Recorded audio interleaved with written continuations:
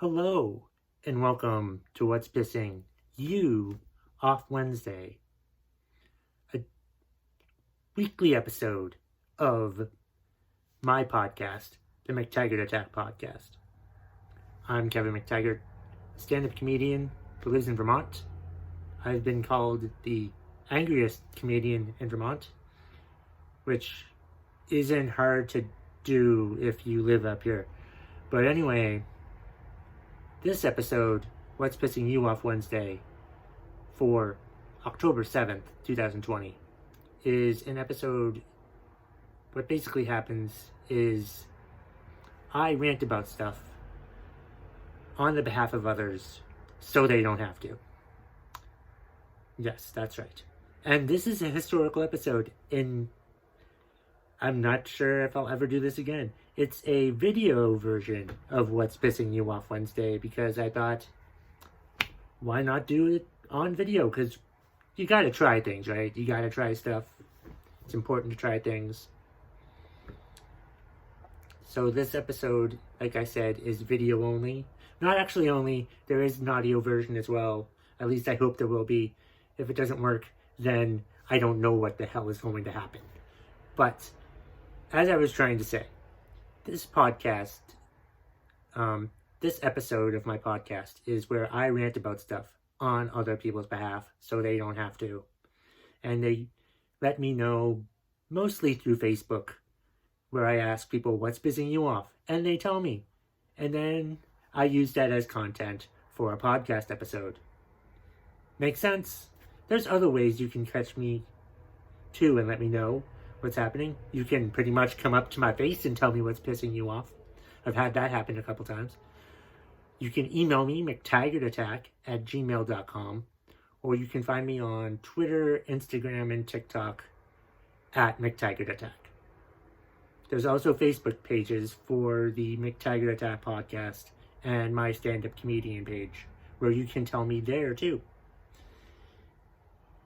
So let's just go on to the first contribution. There will be 4 contributions today, so let's go on to the first contribution.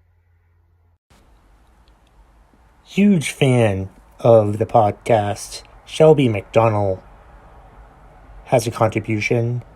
She writes, "My stupid phone gives me a warning when I try to turn up the volume on something I'm listening to.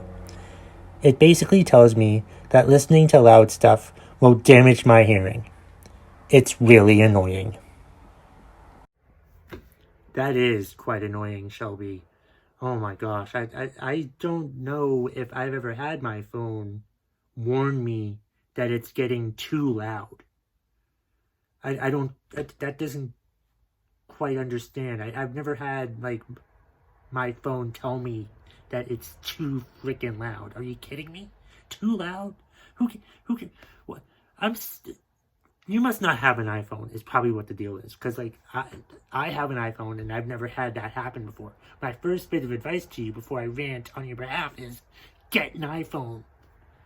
I swear, most of the time when people complain to me about their phones, I'm like, do you have an iPhone? And they're like, no. And I'm like, get an iPhone. By the way, this podcast is unofficially sponsored by iPhone. But anyway, that is annoying when your phone tries to dictate your life. It's just aggravating to me. I do actually have that happen with my iPhone because now I have like an Apple Watch and it tracks your health and your sleep and it tells you when to go to bed and all that stuff. And it can even tell me how much water to drink. It can even tell me when I should wash my hands. I haven't turned on that option and I don't plan to turn on that option. But I mean, seriously, I actually, you know what? There is actually a thing on the iPhone that tells me how loud it's been. And fortunately for me, it hasn't gotten that loud yet.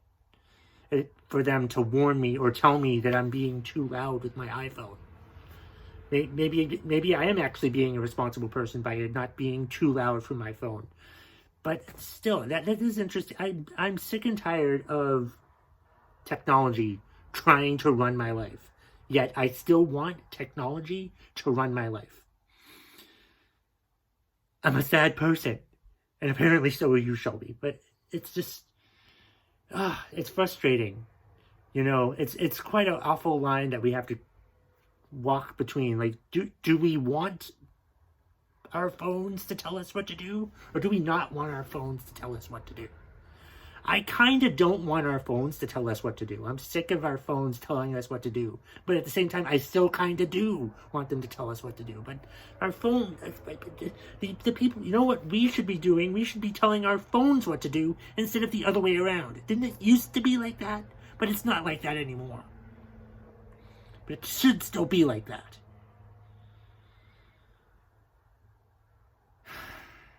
Thank you for your contribution. Let's go on to the next one.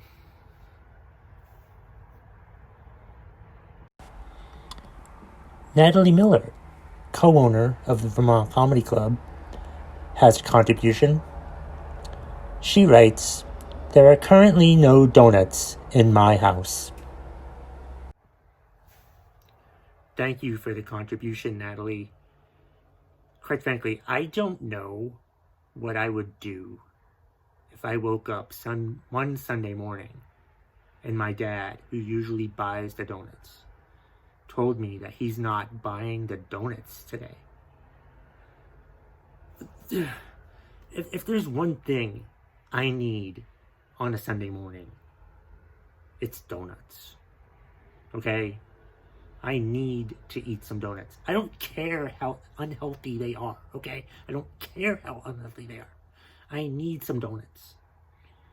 And I'm gonna get some donuts on a Sunday. I don't care. It has to be. I have to have donuts on Sunday. That's the rules. That's the way it has to be. That's the way it is. I need donuts on Sunday, or whatever day you like to have donuts. I don't know. I think you sent me this on a Sunday, so I'm assuming you have donuts on Sunday, like most normal people should.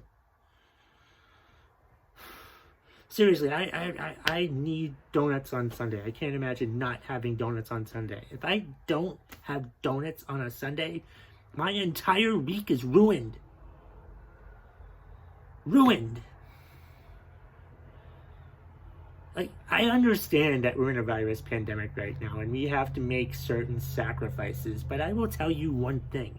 One sacrifice that I refuse to make is donuts. I need donuts. Especially during a virus pandemic. Especially during a virus pandemic. I need my freaking donuts. And a coffee too. Preferably from Dunkin' Donuts. So, there you go. Thank you very much for your contribution, Natalie. Let's go on to the next one. The next contribution is from Maine stand-up comedian Mike Gray. He writes, "People who don't pick up after their dogs. This is especially annoying this time of year when leaves cover all the dog feces and I step in it because I can't see it. It's still there. The leaves don't make it magically disappear." Oh, Mike. Oh, Mike, this is something that really annoys the crap out of me. Like, ever since the pandemic started, I've been walking nature trails and over in Hanover, New Hampshire, across the river from here in Vermont. It's a safe state. It's a safe county to do it, so don't get on my back about going over to New Hampshire to do stuff, because I can't. All right, get off my back. But it's obnoxious to me because I will go into the nature trails, and you know I try to be alert because I don't know when a wild animal will spring out and try to kill me. So I pay attention to everything. I look around and everything. Like, it's like clockwork. Almost every single time I'm walking a nature trail, I don't necessarily see poop out in a natural setting, but what I do see are those bags of poop along the trail. Now, I'm no dog owner. I used to have a dog, don't have one anymore. Gave it away when I moved back up here to Vermont. But I had a dog before the whole bag your poop thing was a thing. But I'm pretty sure the rules with bagging your dog's poop is pick it up. You have to pick it up, right? That's what you have to do. You have to pick up the dog's poop. And if you don't, like, that's the thing. Like, I will walk along, and I will see, like, it's almost like a trail of poop bags along the trail. And it just infuriates me. I'm like, what the hell are they doing? They're just leaving it there? Why do they just leave it there? I'm not even sure if they come back and pick it up. Some people forget to pick it up, or they allegedly forget to pick it up. But like, seriously, if you're gonna bag up the poop, carry it with you. I don't care how bad it smells. You know what it is. You know what it smells like. If you're not gonna pick up your dog's poop, then why even have a dog, for crying out loud? Why even walk it along the trail? I'll even see it in town on the sidewalk. People will leave the bags on the sidewalk. What the sense is that? Just pick it up, take it with you. You know what you do? You bring another bag, maybe a scented type trash bag or something, and just drop it in there. What's the fucking problem? Or maybe when you go on a trail, just don't take your damn dog if you're not going to pick up after it. People suck. Thanks for the contribution, Mike. I believe we have one more, so here we go. This last contribution is from good friend and fellow stand-up comedian Samantha O'Day. She writes, "School COVID rules during cold and flu season. You need a doctor's note for every single little thing." Thanks, Sam, for the contribution.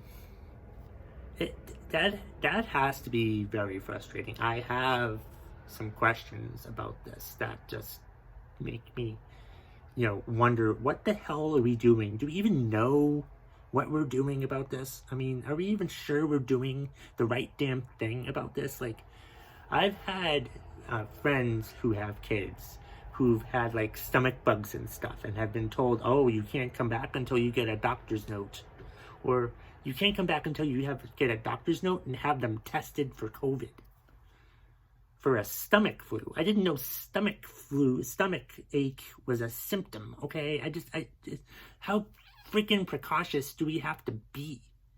It just doesn't make any sense to me. It's just like, how many damn doctor's notes are the doctor's gonna have to write? The doctors must be sick of writing notes at this point. And not literally sick, just, figuratively sick. But it's just ridiculous how the process involved in all of this. Like, I understand that there's a lot of remote learning going on, but sometimes there's not. But it's just stupid, all these stupid rules that we have to go through. It's just all these steps and these things that we have to do, and like the doctor's notes and having to have them tested, and it's just a pain in the butt, really. I mean, of course they're going to be sick right now. It's cold and flu season. It's just ridiculous to me, the number of hoops that we have to go through if your kid is sick. But that they don't have COVID. I mean, they're not like coughing or sneezing or anything. If they have like a stomach bug, then that's it. They have a stomach bug. You just shouldn't need a damn COVID test for a kid for a stomach bug. First of all, I would have to think, with most kids, if you're going to try to stick something up their nose, it's going to scare them and like, put them in an even worse mood and make them cry. If I was a kid getting a COVID test, I would not approve of that. I would not be happy about that. I would probably never be able to go to school again, because I'd never be able to get the COVID test. Because I got stomach bugs all the time. Who the fuck didn't throw up in class every once in a while? And That's what it is, though. It's that. It's a stomach bug or whatever the hell it was, or nerves or something, and it's just a thing that kids get. It's not COVID-19. Everything we get, every disease we get, every time we get sick, it can't be COVID all the fucking time. Must be a fucking line that we have to draw.